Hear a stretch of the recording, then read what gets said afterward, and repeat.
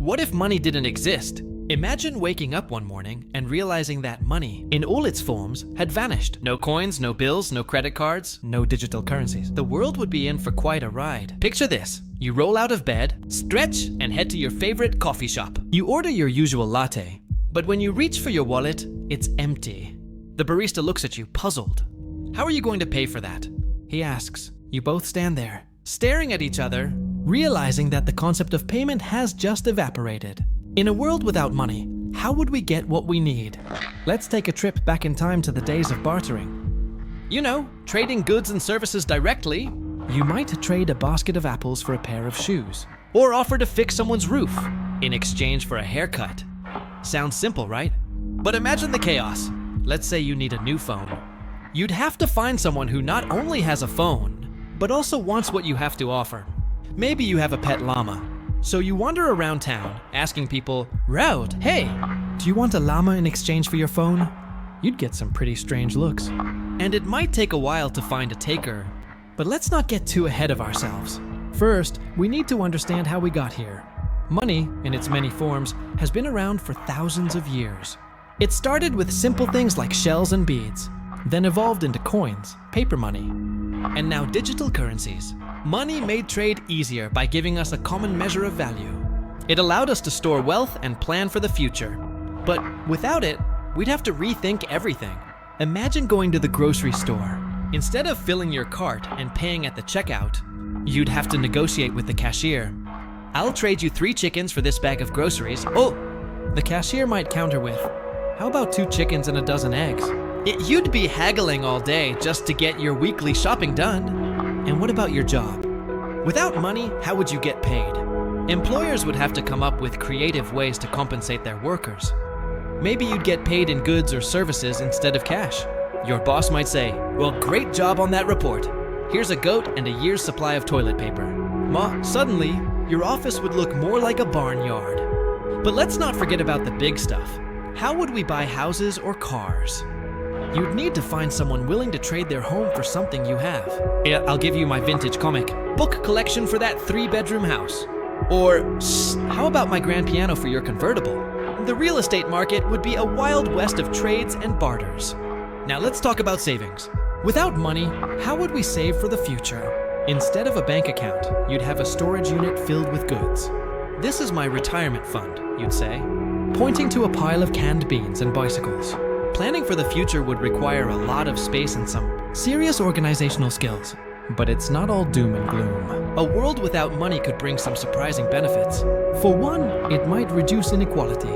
Without money, there'd be no billionaires hoarding wealth while others struggle to get by. Everyone would have to rely on their skills and resources to get what they need. It could foster a sense of community and cooperation as people work together to meet their needs. Imagine your neighborhood coming together to build a community garden. Instead of buying produce, you'd all share in the harvest. You might trade your homemade jam for your neighbor's fresh tomatoes. It would be a return to a simpler, more connected way of life. And think about how it would change our values. Without money, we'd have to rethink what truly matters. Instead of chasing wealth, we might focus on building relationships, helping others, and finding fulfillment in non-material things. It could lead to a more meaningful and satisfying life.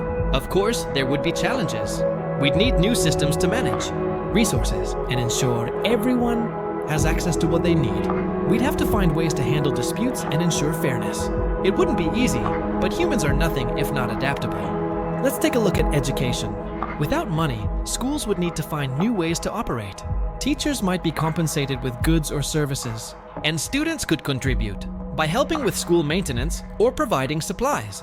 It could create a more hands-on, collaborative learning environment. Healthcare would also need a major overhaul. Instead of paying for medical services, people might trade goods or offer their skills in exchange for treatment. Doctors could receive food, clothing, or other necessities from their patients. It would require a shift in how we think about healthcare, but it could lead to a more community-oriented approach. Travel would be another adventure. Without money, booking flights and hotels would be a thing of the past. Instead, you'd need to find people willing to trade their travel services for something you have. Maybe you'd offer to house sit for someone in exchange for a place to stay. Or you'd trade your homemade crafts for a ride to your destination.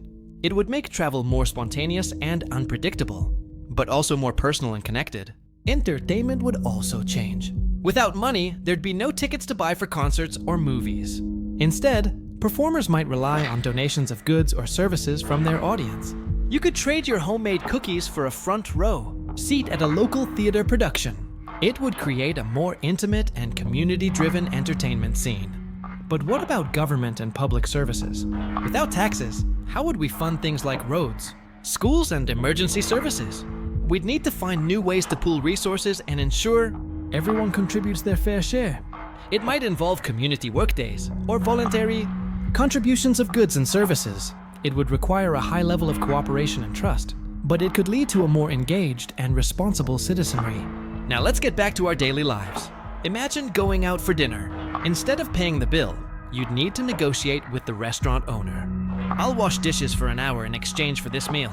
Or how about I trade you my homemade pie for that steak dinner? Dining out would become an exercise in creativity and negotiation. Shopping for clothes would also be an adventure. Instead of browsing racks and paying at the register, you'd need to find a way to trade for what you want. I'll give you my old bicycle for that jacket. Or how about a homemade quilt for those shoes? It would make fashion more unique and personal. As people trade and create their own styles, even hobbies would change.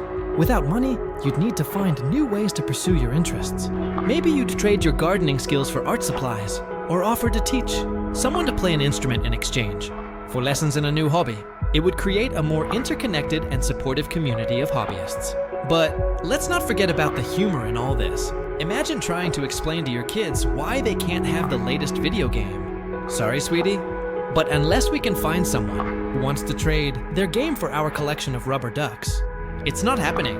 Or trying to convince your friend to trade their car for your collection of rare stamps. The possibilities for comedic situations are endless. In the end, a world without money would be a wild ride. It would require us to rethink how we live, work, and interact with each other. It would challenge us to find new ways to meet our needs and build a more cooperative and connected society. It wouldn't be easy, but it could lead to a more meaningful and fulfilling life. So, next time you reach for your wallet, take a moment to imagine a world without money. It might be chaotic, but it could also be a lot of fun. And who knows?